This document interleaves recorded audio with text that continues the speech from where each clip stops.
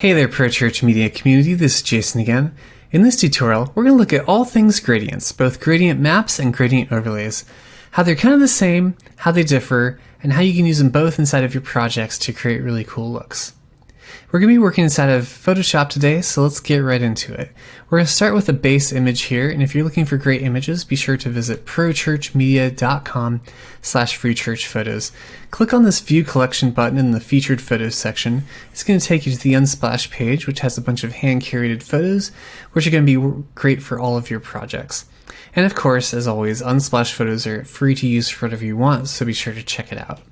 For this particular project, we're going to be using this mountain lake photo, and I'm going to start by creating a new document, just hitting Control-N on the keyboard, and I'm going to do 3840 by 2160, hit create, and it's going to pull it up over here. I'm going to come back over to my previous document and just duplicate this layer. So go up to Duplicate Layer and choose Untitled 1, which is my new document, and hit OK. It's going to place it in there, and we'll be good to go. So we're going to start off with a gradient map here, and a gradient map basically takes the luminance values of an image and maps them to a certain color. Now that might not make much sense, but I'm going to kind of show you how that works.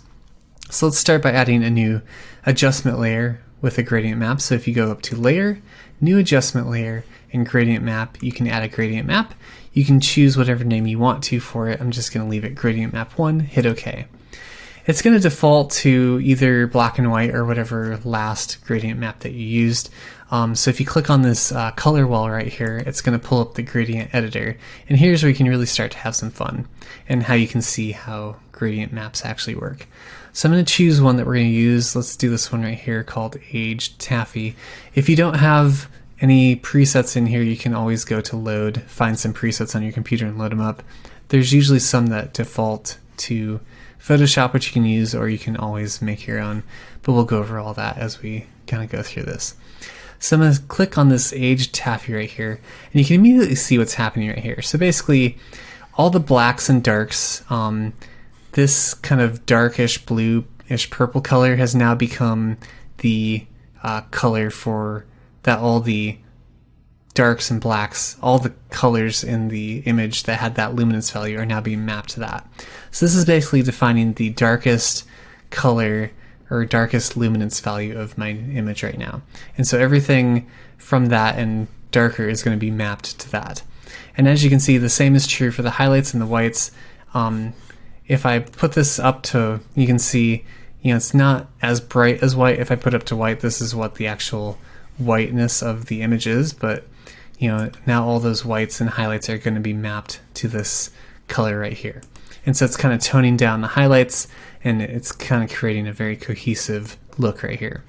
And then of course all the grays in between the darks and the highlights are going to be mapped along this gradient spectrum.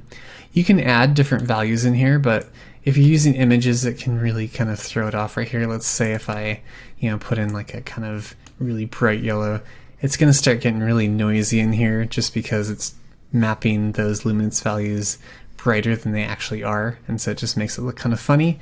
If you do want to add these in and also kind of keep it looking sane, you want to kind of follow the luminance spectrum, so to speak, from dark to light. So maybe if you did kind of more like a mid-tone or something, it might look a little bit better. This is not a great color. Something more like a blue would probably look better, and it might need to be a little bit darker. So you can now see it's starting to look a little bit better, and it might look better if I did, maybe a more punchy purple or something like that. Just kind of depends on what kind of look you're going for. Of course, you can just let the robots do all the work and create all the colors in between, just like that, just to create a really cohesive look. And so I think we're going to go with that, and I think we'll be good to go. So hit OK, and now we have our first gradient map. So let's push this a little bit further.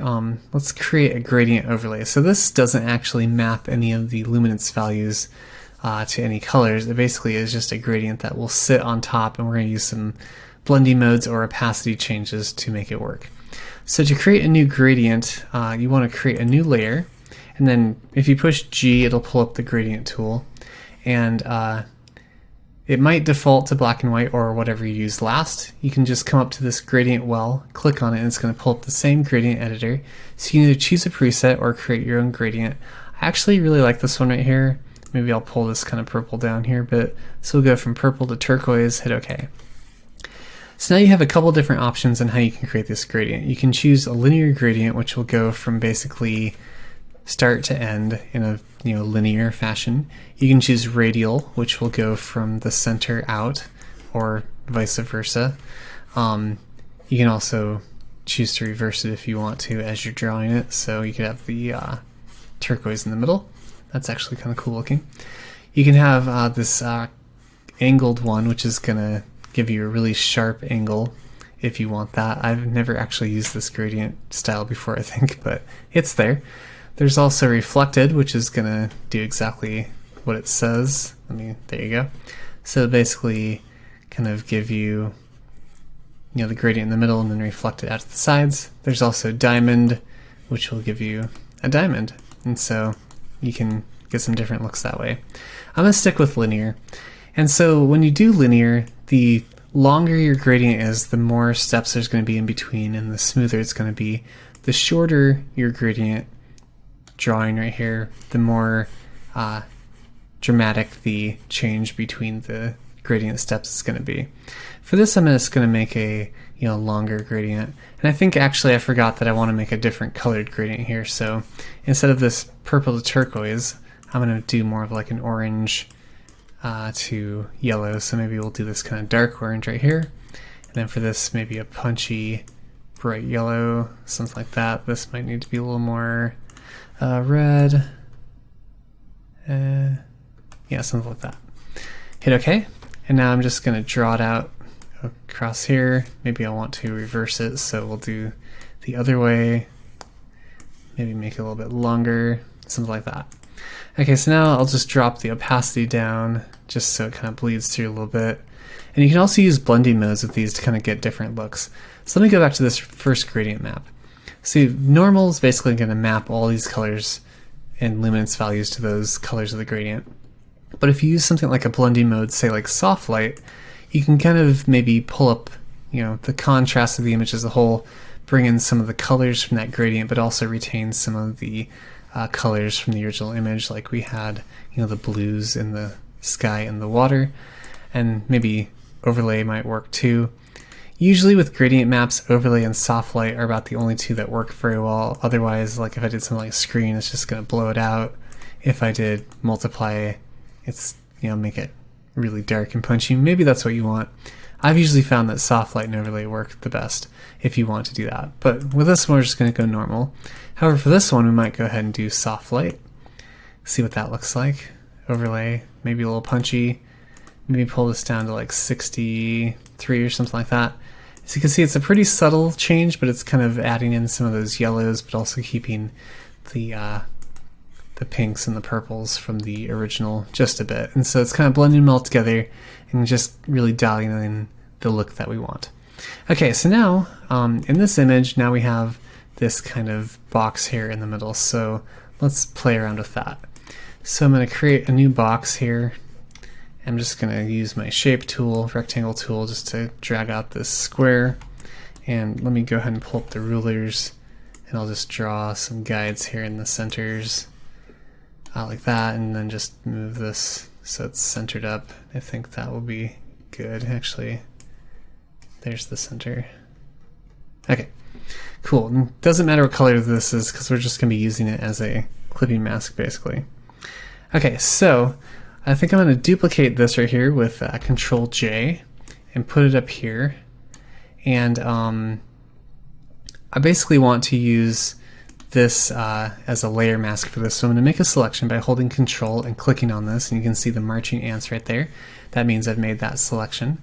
And so now I'm just going to come up to this image and go down to Layer Mask and say Add Layer Mask. And so now it's going to basically cut out that layer mask so that only everything within that box shows. Right now it's linked to that box, so I could actually unlink it and maybe move the image around a little bit, just to kind of change up how it looks. Kind of just depends on what you want to do. I could, maybe flip it upside down, something like that. That might be kind of fun. Let's maybe try that. Okay, cool. Now we're going to add another gradient here, like this here in the middle. And so what I want to do is create a new layer, pull up my gradient tool with G again, and let's create that turquoise and purple again. So let's go maybe something like that. Might need to be a little bit darker. There we go. And then this yellow is going to be more of a turquoise-ish color, maybe inching towards the green a bit. This might be too blue.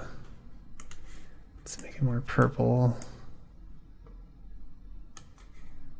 A little bit darker, perhaps. Let's try something like that. All right, now we're going to make sure we have the linear selected, and then just draw up from the bottom. And right now it's filling the entire thing, but we're going to be using this right here as a clipping mask. So what I'm going to do first of all is convert it to a smart object. And now come up to this, right click, and say create clipping mask. And so now it's basically saying use this layer's pixels below as a mask for this layer. And so it's doing exactly what we want, which is great.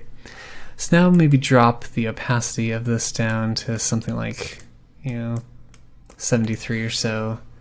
And let's see what we got. That's looking pretty good. This might need to have some different colors. So it looks like we need some more greens in there. So pull up the gradient tool again. This maybe needs a little more pink in it. Something like that. This might need to be a little bit darker. And a little bit more towards the green. There we go. Now I can just do my gradient again right over it, and I think that's looking better. Yeah, that's pretty close. You can definitely dial in how you want it to look. And so maybe now the last thing we'll do is just add a little bit of a drop shadow to this. I want it to be pretty subtle, which is always the key with drop shadows. You don't want them to be overbearing. Be something like that. And the nice thing about Photoshop CC 2018 is you can actually add multiple drop shadows. So let's just duplicate that. Maybe pull the opacity down a little bit. Keep it very subtle. Something like that. Alright, now let's add in some text just to finish this off. I'm going to be using a font called Avalon Alt. And so I'm just going to say Grace here in the middle. Let's do 100 kerning. And let's go ahead and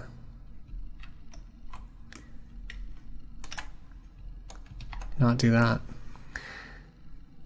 Make it a lot bigger. Kind of stick it right there in the center. I'll do another text layer here, and I'll say your. For this piece of text, I'm going to use a font called Burton Base. Just another great font. Pick that one. Maybe for the kerning, we'll do 300. Make sure it's there in the center. Maybe make it just a bit bigger. Something like that.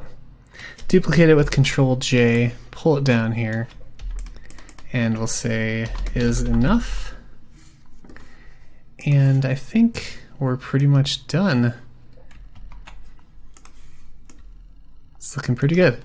One last thing you could do, maybe if you wanted to, is maybe add just a slight gradient overlay to the whole thing, just to kind of pull it all together. So let's do new adjustment layer, gradient map. I'll say gradient map 2. I think maybe this black and white is fine. Let's just do soft light. And you can see it's going to really make it a lot more punchy. And we'll just pull the opacity down a bit just to kind of give it a bit more contrast. Let's go ahead and try a different color here. Maybe this purple magic. Pull up the opacity just a bit, just to kind of get a little more contrast here in the trees. I think that looks pretty good. So there you go. It doesn't take a lot of effort to use gradient maps and gradient overlays to create a really cool looking image that just really gels well together. Hope this tutorial is really helpful to you. Go out and create some cool stuff with gradients, and I will talk to you later.